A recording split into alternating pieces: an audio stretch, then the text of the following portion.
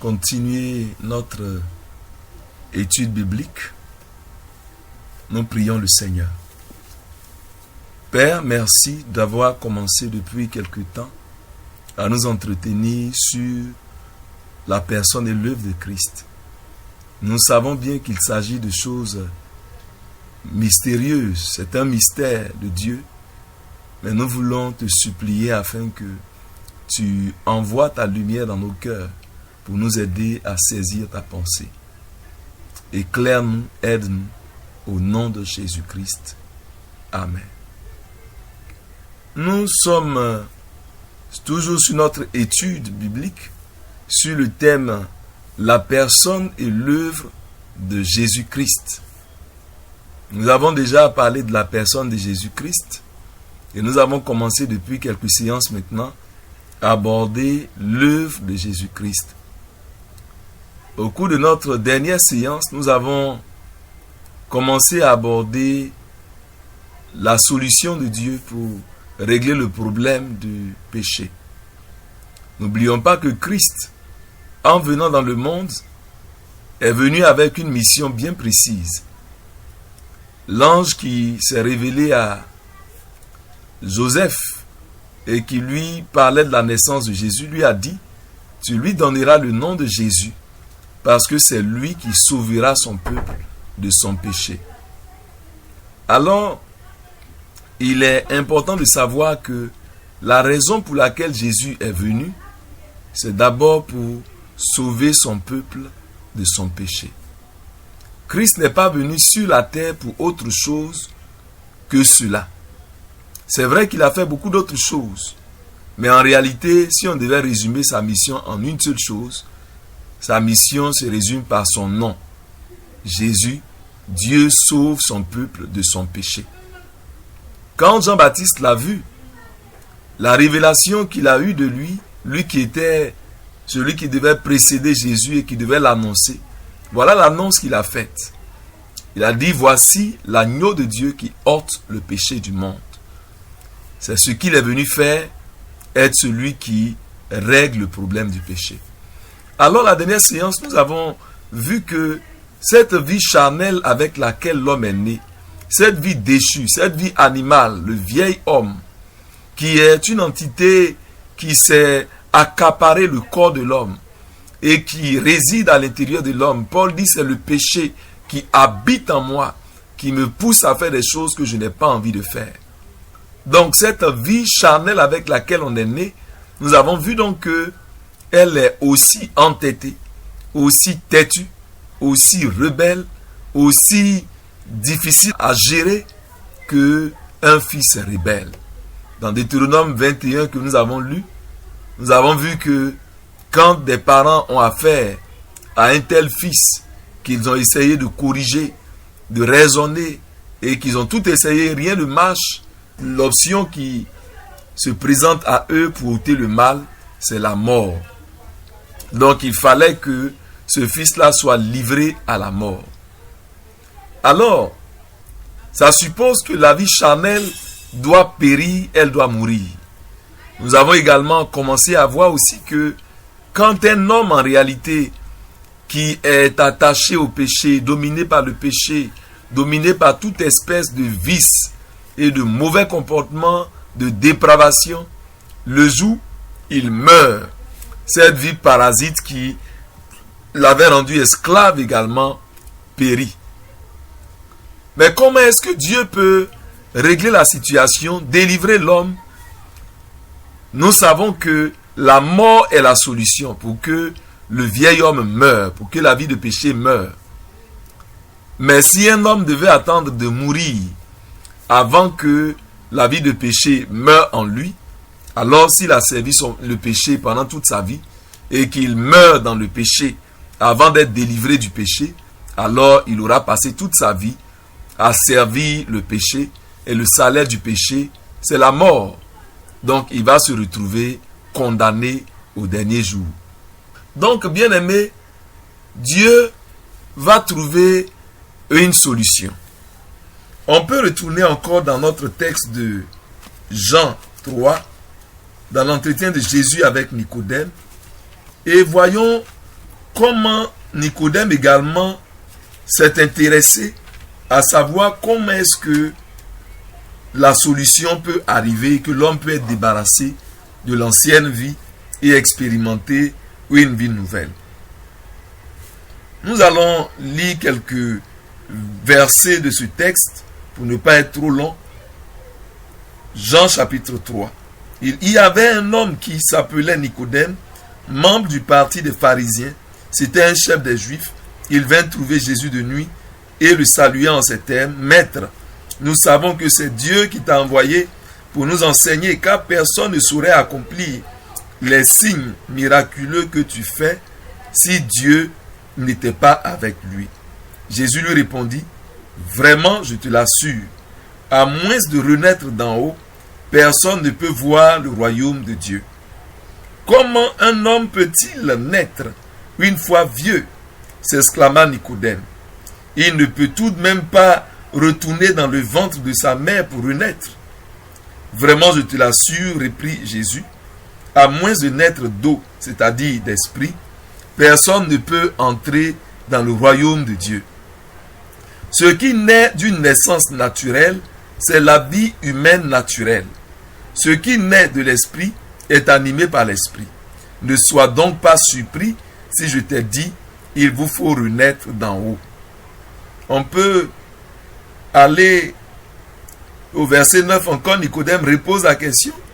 Il dit: comment cela peut-il se faire? Voyez, Nicodème, le docteur de la loi, est confronté au maître Jésus, à celui qui dit la vérité sans trier, sans avoir égard à la personne. Et il se rend compte que là, il est vraiment coincé par une réalité que Jésus présente comme étant obligatoire quand on veut aller au ciel. Et Jésus a touché du doigt le fait que il faut qu'il naisse de nouveau. Et dans l'esprit de Nicodème, cela était compliqué à comprendre. Comment un homme qui est déjà vieux peut-il entrer à nouveau dans le ventre de sa mère et naître? S'il doit avoir une nouvelle vie, est-ce que quand on parle de nouvelle naissance, ça suppose qu'il y a une possibilité de rentrer dans le ventre de la mère et renaître? Et Jésus va lui expliquer que, en réalité, ce n'est pas le corps là qui est en question. Mais il dit, si quelqu'un ne naît pas d'eau et d'esprit. Donc, il lui montre que la naissance dont il est question là, ce n'est pas le corps qui est directement concerné. Mais il est question de notre âme et de notre esprit.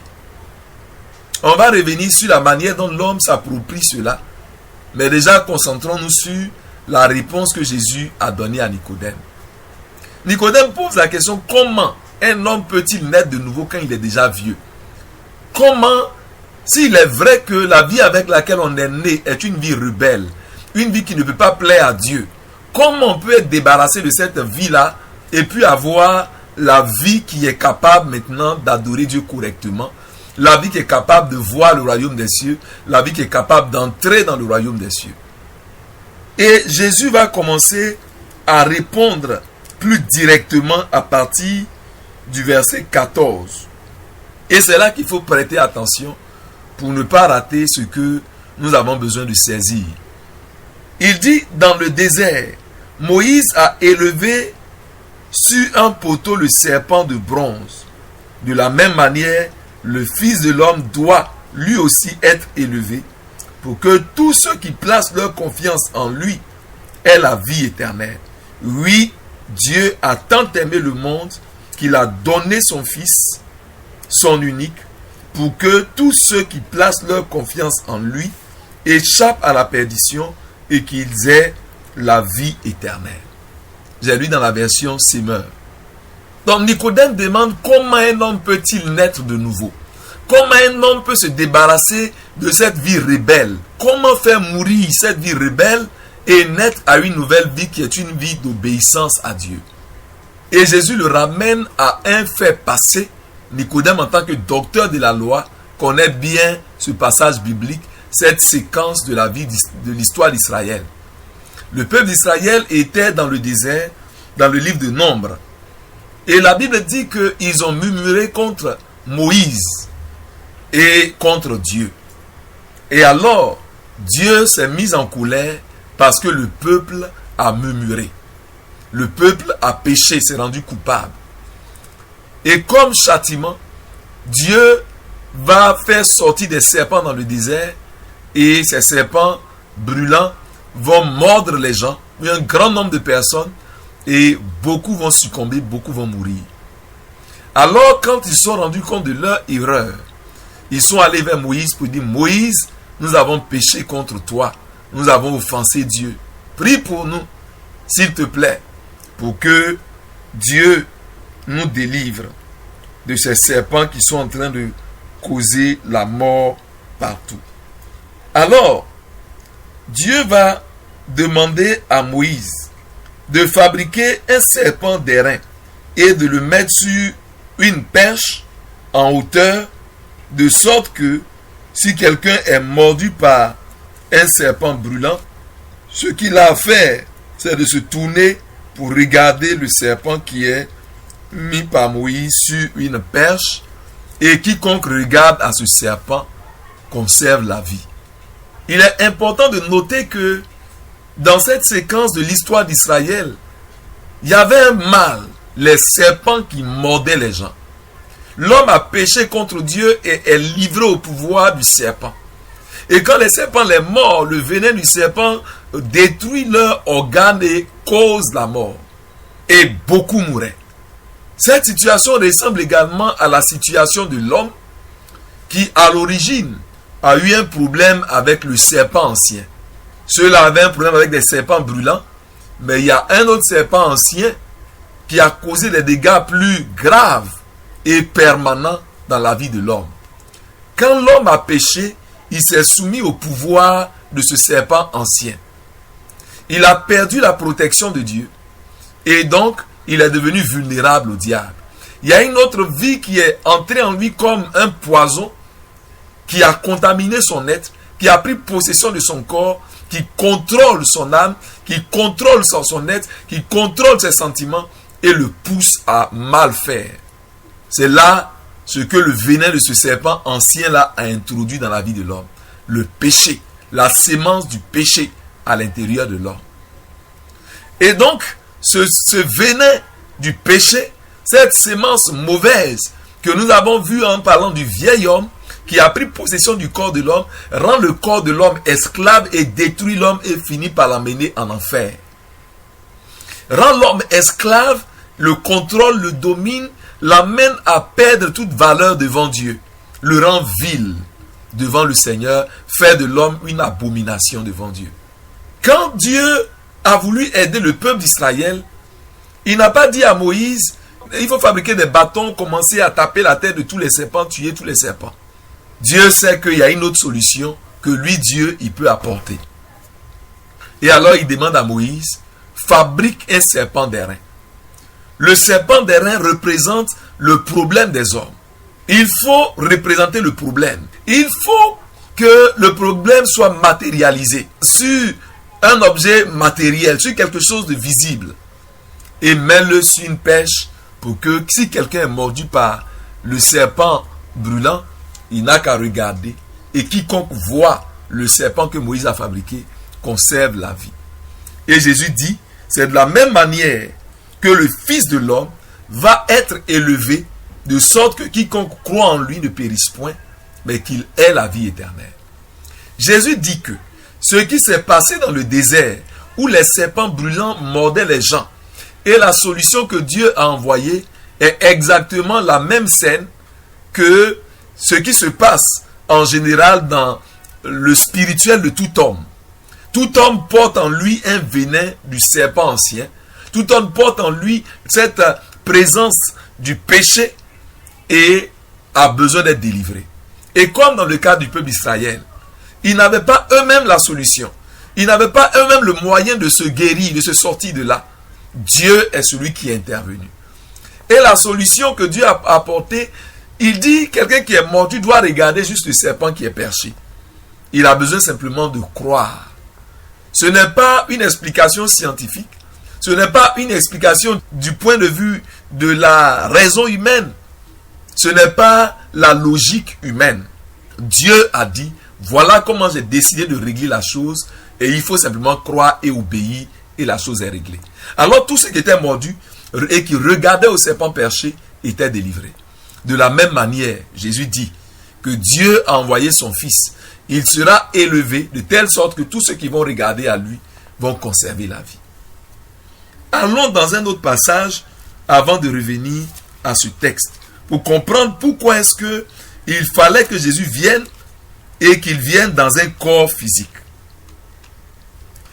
Dans un premier temps, il est important de noter que dans Genèse 3, lorsque le péché est entré dans le monde et que Dieu annonçait le moyen de la délivrance, il a dit à la femme et du serpent qu'il va y avoir une inimitié entre la descendance de la femme et la descendance du serpent.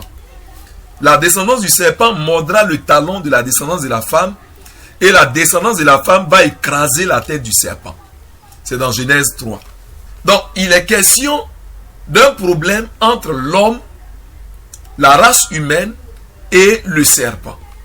Donc, Dieu qui est Dieu décide que pour que le problème entre la race humaine et le serpent ancien qui est le diable soit réglé, il va le régler par la descendance de l'homme.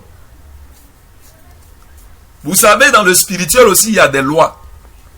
C'est une affaire entre l'homme et le diable. Et Dieu dit, la solution viendra par l'homme.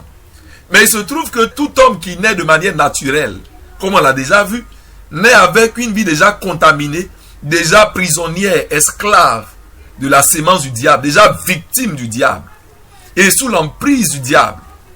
Alors Dieu va décider d'envoyer un homme qui ne sera pas sous l'emprise de ce venin diabolique, un homme qui ne sera pas lui-même esclave de cette vie pécheresse, puisque tous ceux qui sont nés naturellement ont été déjà contaminés et aucun ne pouvait mener une vie juste.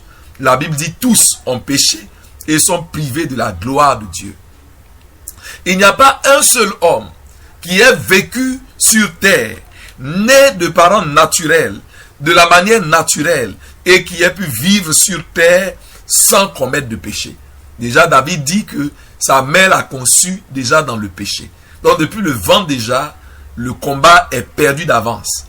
Donc, Dieu va décider donc d'envoyer la solution, mais à partir de la femme, sans que ce ne soit la contribution de la sémence de l'homme. Donc, c'est pourquoi Dieu lui-même va décider de se former un corps. N'oublions pas que quand on parlait de Christ, nous avons vu que il est celui qui était depuis le commencement la parole de Dieu. Et dans Jean 1 verset 14, la Bible dit « Et la parole s'est faite chair ». La parole de Dieu est devenue humain. La parole de Dieu est devenue un homme. Et elle est venue habiter parmi nous. Alors nous sommes en train de voir pourquoi est-ce qu'il a fallu que Jésus vienne comme un homme. Premièrement, nous avons vu que le problème devait être réglé entre l'homme et le diable. Donc, Dieu devait passer donc par un homme, venir comme un homme pour pouvoir avoir le droit légal de s'impliquer dans une affaire qui est un contrat entre l'homme et le diable. Et c'est entre les deux là que la bataille doit se faire, que la chose doit pouvoir être réglée. N'oubliez pas que le diable a pu dire à Jésus que le monde lui a été remis, la gloire des nations lui a été remise depuis le commencement. Donc il y a eu un acte qui a livré l'humanité, a livré la terre au diable. Et il fallait donc que cela soit récupéré, mais par l'homme, par une descendance humaine, mais pas quelqu'un qui est né avec une vie déjà contaminée par le péché. Quand nous prenons Hébreux chapitre 10, à partir du verset 5, nous pouvons lire ceci. Voilà pourquoi, en entrant dans le monde, le Christ a dit, « Tu n'as voulu ni sacrifice ni offrande. Tu m'as formé un corps. Tu n'as pris nul plaisir aux holocaustes, aux sacrifices pour le péché. Alors j'ai dit, voici je viens, dans le rouleau du livre, il est question de moi pour faire, ô Dieu, ta volonté. » En attendant que la véritable solution n'arrive, Dieu avait demandé à ce que le peuple d'Israël puisse utiliser des solutions transitoires, des solutions temporelles. Quand quelqu'un a péché, il devait faire un sacrifice et le sacrifice là permettait de pouvoir apaiser le cœur de Dieu par rapport à son péché. Et donc, cela a continué tout le temps de la loi de Moïse. Quand un homme pêche, l'homme qui a péché, en principe, mérite la mort. Et Dieu a demandé que un animal soit donné, la vie d'un animal soit brandie en échange de la vie de l'homme. Et nous savons tous que, aussi gros que puisse être un animal, il ne pourra jamais avoir la valeur de la vie d'un homme. Et donc Dieu, pendant qu'il avait demandé de faire cela, c'était juste en attendant que la vraie solution vienne. Mais la justice de Dieu ne pouvait pas être satisfaite par cet échange-là. Un homme ne peut pas être remplacé par un animal. Et donc Dieu dit qu'il ne veut plus de sacrifice pour les péchés. Il ne veut plus le sang des boucs. Il ne veut plus le sang des taureaux. Il ne veut plus le sang des agneaux, des moutons. Et il veut quelque chose qui va être valable pour remplacer l'homme pécheur. Et la parole de Dieu qui est Dieu et qui est avec Dieu dans le ciel va décider de venir pour régler l'affaire. On avait également dit que la vie que Dieu avait donnée à l'homme à l'origine, c'était la vie de la parole. Dans Jean chapitre 1, nous avons vu cela. La Bible dit, en elle la parole était la vie, et la vie était la lumière des hommes. Donc ça veut dire que la vie que Dieu avait donnée à l'homme à l'origine, c'était la vie de la parole de Dieu. Donc la vie de Christ en réalité. Donc celui qui a donné la vie à l'homme, et l'homme a perdu la vie, voit que l'homme est exposé. Dieu dit, qui va aller régler la chose? On ne peut pas prendre le sang des animaux pour régler. La vie d'un animal ne peut pas remplacer la vie divine que l'homme a perdue. Alors Christ, la parole de Dieu, décide de venir dans ce monde comme un homme, de venir de la descendance de la femme pour pouvoir régler l'affaire pour les hommes. C'est une affaire qui concernait les hommes. Il fallait qu'ils viennent prendre part également à cette nature-là. Avant de revenir encore ici, regardons dans Hébreux chapitre 2, verset 14. La Bible nous dit ainsi: puisque ses enfants sont unis par la chair et le sang, lui aussi, de la même façon, a partagé leurs conditions. Et il l'a fait pour réduire à l'impuissance par la mort celui qui détenait le pouvoir de la mort, c'est-à-dire le diable, et pour délivrer tous ceux qui étaient réduits à l'esclavage leur vie durant par la peur de la mort. Donc la Bible nous dit clairement ici que pour que Dieu puisse régler la situation, pour que Christ puisse délivrer les hommes, il fallait que lui-même devienne homme, qu'il prenne part à notre nature, qu'il vienne avec la chair et avec le sang comme nous, afin de pouvoir prendre part à cette bataille-là, la mener et la remporter pour nous, et nous délivrer donc de celui qui nous tenait captifs, c'est-à-dire le diable. Bien-aimé, il était question donc qu'il vienne avec un corps. Il dit, tu ne voulais ni sacrifice ni offrande, mais tu m'as formé un corps. Et lui fallait un corps. Il fallait à Jésus un corps humain, un corps d'homme. Pourquoi? Allons encore dans Romains chapitre 8. Mais déjà, gardons en mémoire que c'était une affaire concernant les hommes. Et Dieu avait déjà annoncé que ça sera par un autre homme, sans la contamination du péché, que la chose allait être réglée, qui allait écraser la tête du serpent. Et on est en train de voir pourquoi il lui fallait un corps. Parce qu'on dit la parole est devenue chair. Pourquoi il lui fallait une chair? On vient de voir qu'il devait partager notre identité, notre nature. Mais regardons dans Romains chapitre 8, à partir du verset 2. Car la loi de l'esprit qui donne la vie, qui nous donne la vie dans l'union avec Jésus-Christ, t'a libéré de la loi du péché et de la mort. Car ce que la loi était incapable de faire, parce que l'état de l'homme la rendait impuissante, Dieu l'a fait. Il a envoyé son propre fils avec une nature semblable à celle des hommes pécheurs. Et pour régler le problème du péché, il a exécuté sur cet homme la sanction qu'encourt le péché. Et il l'a fait pour que la juste exigence de la loi soit pleinement satisfaite en nous qui vivons non plus à la manière de l'homme livré à lui-même, mais dans la dépendance de l'esprit. Ça serait bon qu'on lise quelques versets de ce texte-là dans une autre version. Prenons version Louis II. J'avais lu dans ses mœurs. Romains 8. Lisons à partir du verset 3. Car chose impossible à la loi, parce que la chair la rendait sans force, Dieu a condamné le péché dans la chair en envoyant à cause du péché son propre Fils dans une chair semblable à celle du péché. Donc, remarquons que Dieu veut régler le problème du péché. Il veut nous délivrer de la vie pécheresse qui nous rendait esclaves. Il a envoyé la loi, c'est vrai. Mais la Bible dit, bien que la loi était bonne, mais la loi était rendue impuissante parce qu'en l'homme, il y avait un maître démoniaque, un maître diabolique qui est le péché à l'intérieur de nous et qui nous contrôlait et qui nous poussait à faire le mal et à désobéir à la loi de Dieu. Donc, puisque l'homme ne pouvait pas faire cela par lui-même, alors Dieu a décidé de régler la chose. Et quelle est la sagesse que Dieu va utiliser? La sagesse que Dieu va utiliser, c'est d'envoyer son Fils, qui est la parole, dans un corps d'homme, avec une chair semblable à la chair dans laquelle nous sommes. Un corps semblable au corps de péché. Un corps semblable au corps que le péché occupe, habite. De telle sorte que il puisse exercer son jugement dans ce corps-là, en atteignant cette vie mauvaise qui possédait l'homme, de telle sorte que, en appliquant donc cette justice-là, nous soyons délivrés.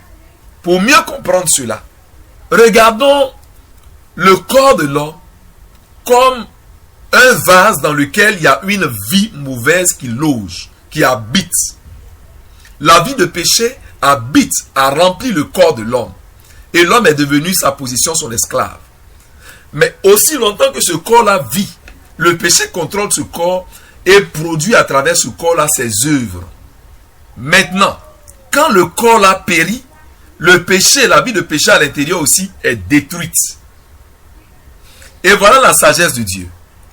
Dieu dit, puisque quand le corps meurt, le péché également meurt, alors je vais garder le corps de l'homme mortel parce que je vais utiliser le caractère mortel du corps de l'homme pour détruire le péché à travers la mort.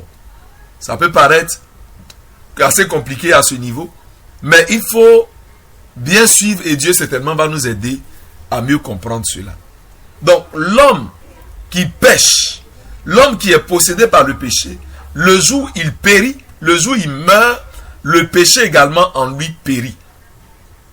Vous savez, quand l'homme a péché, Dieu l'a chassé du jardin d'Éden et Dieu l'a empêché de pouvoir y retourner de peur qu'il ne puisse manger du fruit de la vie éternelle.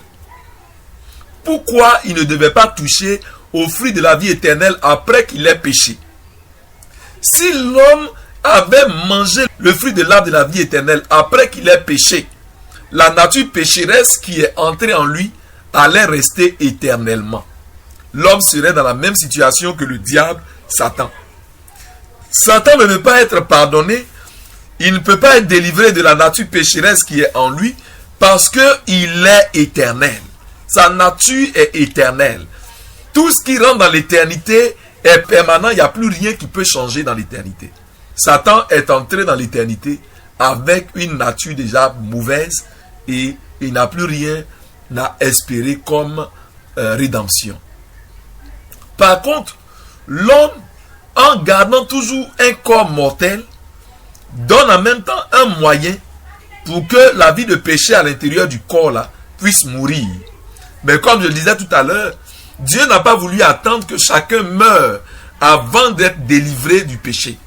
Alors il va décider d'envoyer un corps qui est comme un vase semblable au vase que nous avons, notre corps représente et dans lequel le péché habite. Donc qu'est-ce que Dieu va faire? Dieu prend le corps de Jésus. Ce qui l'intéresse, c'est le corps de Jésus. Jésus a vécu la vie divine, a vécu la vie que Dieu veut, mais jusqu'au point où la solution devait être appliquée, il fallait maintenant que le corps là soit récupéré. Dieu demande le corps de Jésus. N'oubliez pas ce qui s'est passé à Gethsémane, où le Père présente à Jésus une coupe. Et Jésus voit la coupe, et il trouve que boire la coupe, c'est terrible, c'est difficile. Et il va prier. Mon Dieu, s'il est possible que cette coupe s'éloigne de moi, qu'il soit ainsi. Mais pas selon ma volonté, mais ta volonté. Il a prié ainsi 3 fois. Et nous voyons que c'était une décision difficile à prendre. Imaginez que Christ, qui de toute éternité est saint et n'a jamais connu de péché, n'a jamais touché d'iniquité. Les yeux de l'Éternel sont trop purs pour regarder le péché, nous dit la Bible. Dans Habakkuk 1, verset 13. Les yeux de Dieu sont tellement purs qu'il ne supporte pas de voir le péché. Mais alors, puisqu'il était venu pour régler le problème de l'homme, Dieu voulait son corps pour que dans le corps de Jésus, il puisse transvaser notre vie. Il puisse récupérer la vie ténèbre, la vie rebelle à l'intérieur de nous, pour que notre corps soit épargné et que ce soit le corps de Christ qui serve comme laboratoire pour tuer, comme abattoir pour détruire cette vie pécheresse. Donc le corps de Christ est récupéré par Dieu et il transvase, il déverse notre vie à l'intérieur de Jésus. La Bible dit, lui qui n'a jamais connu le péché, Dieu l'a chargé de tous les péchés du monde. Dieu l'a fait devenir péché. Dieu a pris notre culpabilité, nos actes de péché et ses conséquences. Non seulement il a donné cela à Jésus pour qu'il endosse, mais en plus, il a pris notre vie de péché. La vie rebelle à l'intérieur de nous. La vie rebelle dans le corps de l'homme. Jésus a porté cela en lui. Dieu a pris cela et il a intégré cela dans le corps de Jésus, de sorte que Jésus puisse prendre cette vie-là dans son corps et qu'il aille faire mourir cette vie à la croix. Bien-aimés, quand nous pensons à ce que Jésus a fait, Jésus est venu et c'est lui qui a accepté que nos péchés retombent sur lui. Ésaïe 53 nous dit qu'il a été frappé à cause de nos iniquités. Le châtiment qui nous donne la paix est retombé sur lui. Tous les péchés que nous avons commis, les adultères, les impudicités, la débauche, le vol, la haine, les querelles, tous ces péchés depuis Adam jusqu'aux péchés qui vont venir après, Jésus a décidé de s'offrir pour que tout cela soit déversé sur son propre compte. Pour que lui, Jésus, soit traité comme le pire de tous les criminels. La somme, même pas le pire, la somme de tous les criminels, le rassemblement de tous les péchés du monde, Jésus a décidé que cela, il puisse endosser tous ces péchés. Bien-aimés, quand nous pensons à ce que Jésus a souffert, que nos regards n'aillent pas seulement sur le corps physique qui a souffert. C'est vrai sur le plan physique. Quand Dieu l'a chargé de nos péchés et qu'il l'a livré entre les mains des pécheurs, l'a livré entre les mains des ténèbres pour que les ténèbres puissent exercer leur pouvoir, Jésus a été maltraité. Il a été malmené. Il a été battu. On a craché sur lui. Les gens l'ont giflé. Les gens l'ont frappé avec tout ce qu'ils pouvaient prendre pour le frapper. Et nous savons que les soldats romains à l'époque étaient très cruels. Et les fouets qu'ils utilisaient pour frapper, il y avait des crochets, il y avait des objets tranchants dessus qui pouvaient déchirer, blesser. Et il a été frappé avec cela. C'est vrai.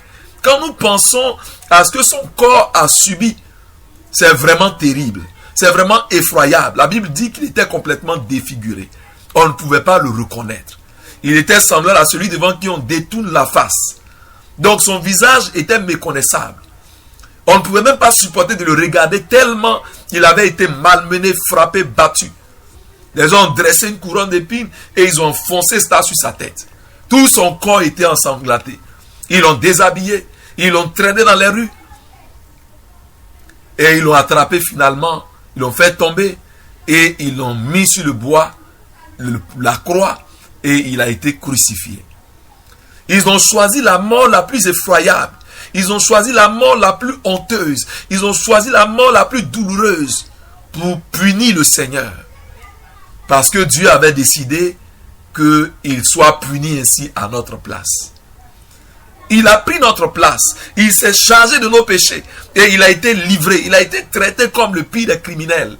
Et la fureur des hommes injustes, impies, s'est déchaînée contre lui. Son corps a été complètement meurtri. Et sur la croix, là sur le poteau à la croix, il a donné sa vie. Il a livré sa vie. Il a livré ce qu'il avait de plus cher. Et avant de mourir, il a dit tout est accompli. Bien-aimé, c'est par sa mort. Comme quand on livre le fils rebelle. C'est pas lui le rebelle, mais c'est nous qui avions cette vie rebelle. C'est nous les rebelles.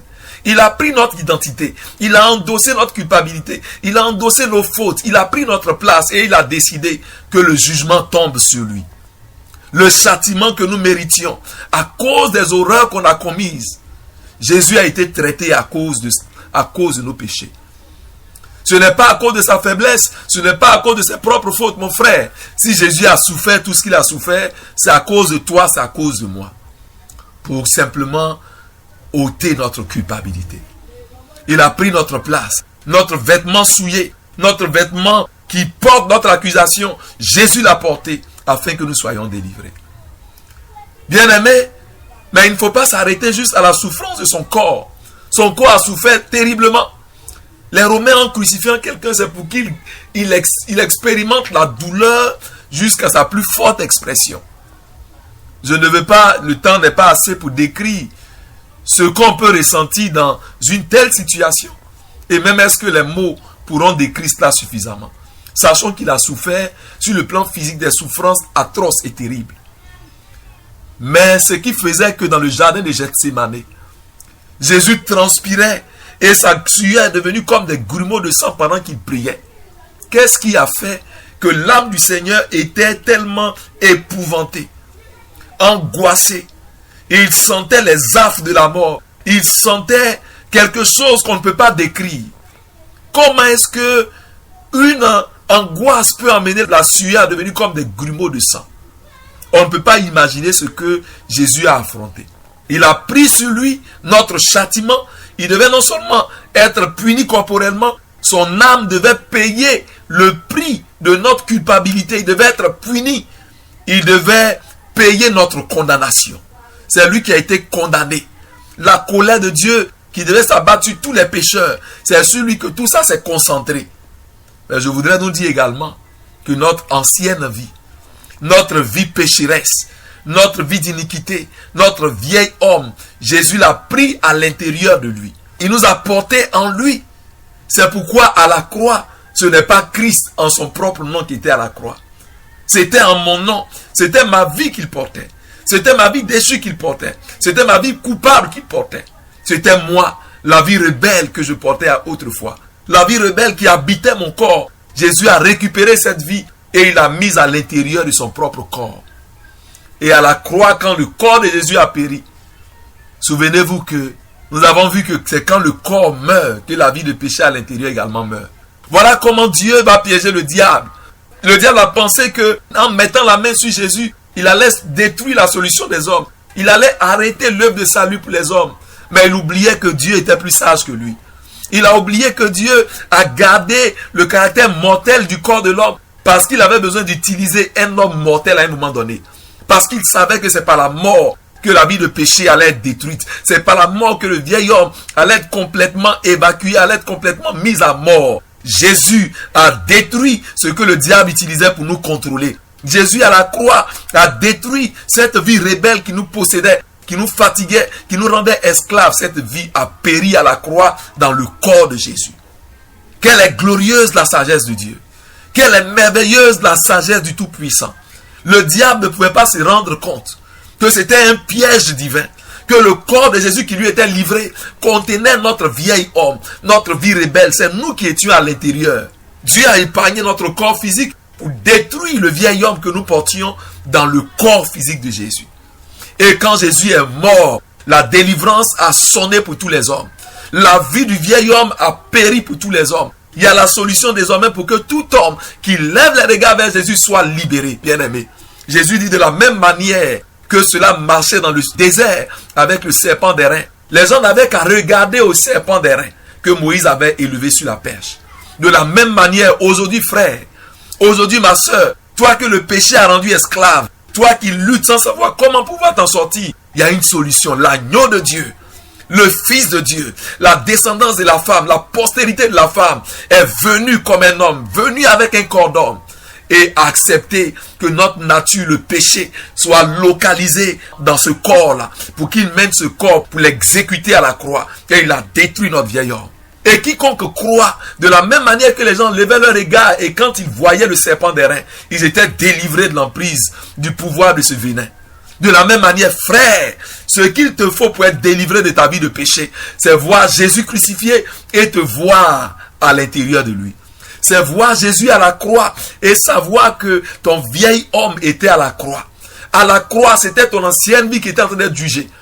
C'était le corps de Christ, mais à l'intérieur, c'était ta propre vie. C'était ma vie, mon ancienne vie, la vie naturelle, la vie de péché, la vie du vieil homme. C'est cette vie qui a été jugée, qui a été détruite. Quiconque croit ne périsse point. Quiconque croit en ce que Jésus a accompli à la croix, quiconque lève les regards vers la croix et voit l'homme du calvaire, et se voit lui-même à l'intérieur de l'homme du calvaire, et croit que c'est sa propre mort qui est arrivée à la croix, alors, voilà ce qui détruit également le pouvoir du péché en nous. Bien aimé, voilà la solution que Dieu a envoyée. Le corps de Christ qui est le vase qui a recueilli notre vieil homme. Et quand ce corps est mort à la croix, le vieil homme, mon vieil homme a été jugé. Mon vieil homme a été détruit. Mon vieil homme a été crucifié avec Jésus à la croix. Tu peux lever tes regards également vers lui. Est-ce que le péché t'a rendu esclave depuis des années? Le vieil homme, le fils rebelle. Voilà, regarde maintenant la croix. Jésus l'a pris à la croix. La dernière fois, il était question de le traîner pour l'amener à l'ancien. L'ancien l'a récupéré à la croix. Jésus a pris cette vieille vie à la croix. Si tu peux voir ta propre vie, voir ton impudicité, voir ta débauche, voir ta vie d'impureté, voir ta vie de colère, voir ta vie de sorcellerie, voir ta vie de mysticisme, voir ta vie de jalousie, si tu peux voir toutes ces choses-là, ton vieil homme à la croix, cette vie mauvaise et maudite, rebelle à Dieu, si tu peux voir cette vie à la croix avec Jésus, alors comprends que Christ a tout accompli. La délivrance est désormais pour toi. La délivrance du péché a été déjà acquise par Christ. Si simplement tu veux croire. Je vais te laisser l'occasion d'aller devant le Seigneur. Jésus a fait ce qu'il faut pour te délivrer. Tu ne peux pas continuer à être dominé par le péché. Jésus est mort pour nous délivrer. La Bible dit c'est lui qui sauvera son peuple de son péché. C'est lui l'agneau de Dieu qui ôte le péché du monde. Il est venu afin de détruire les œuvres du diable. Il est venu afin de détruire le péché. Il l'a fait à la croix. Il dit tout est accompli, frère. Tout est accompli. Le prix a été payé pour toi. Ta délivrance a été acquise. Le péché ne peut plus continuer à te malmener. À toi de lever les yeux. Tout ce que tu as à faire, c'est de lever les yeux et de voir l'homme du calvaire. C'était toi qui étais en lui. C'était ta vie de péché en lui. Bien-aimé, saisis ta délivrance. Prie le Seigneur ton Dieu. Regarde à la croix. Et bénis Dieu parce qu'il a pris ta vieille nature.